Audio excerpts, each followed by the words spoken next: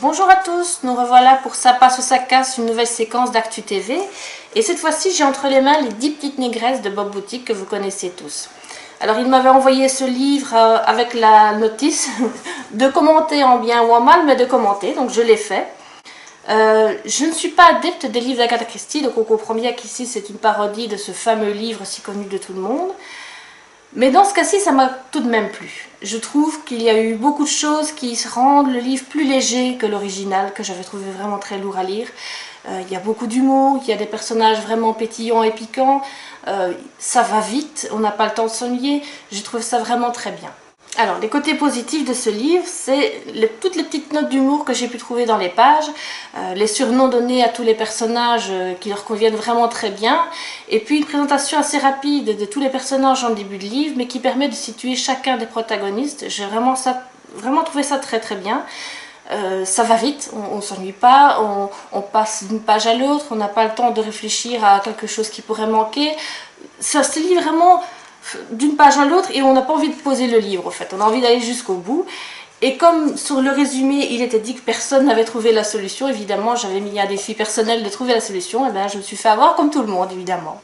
Alors les côtés négatifs, je pense pas qu'il y en ait vraiment, si ce n'est que voilà, mon idée au départ, c'est que ça ressemble évidemment beaucoup au livre d'Agatha Christie, laquelle je ne suis pas fan, mais il n'y a pas vraiment de point négatif, si ce n'est que c'est pas un gros coup de cœur.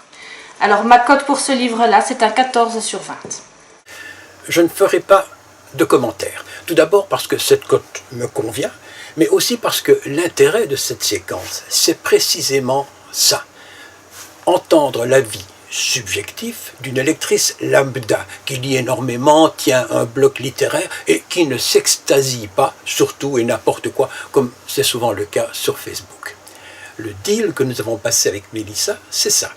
Donner son point de vue sans faux fouillant. Elle aime ou elle n'aime pas, ça passe ou ça casse, mais avec l'invite d'expliquer pourquoi. Alors tout le monde ne sera pas d'accord, cela va de soi, à commencer par celle ou celui qui reçoit une mauvaise cote ou même une cote moyenne et lui reprochera de n'avoir rien compris et de ne pas être une spécialiste.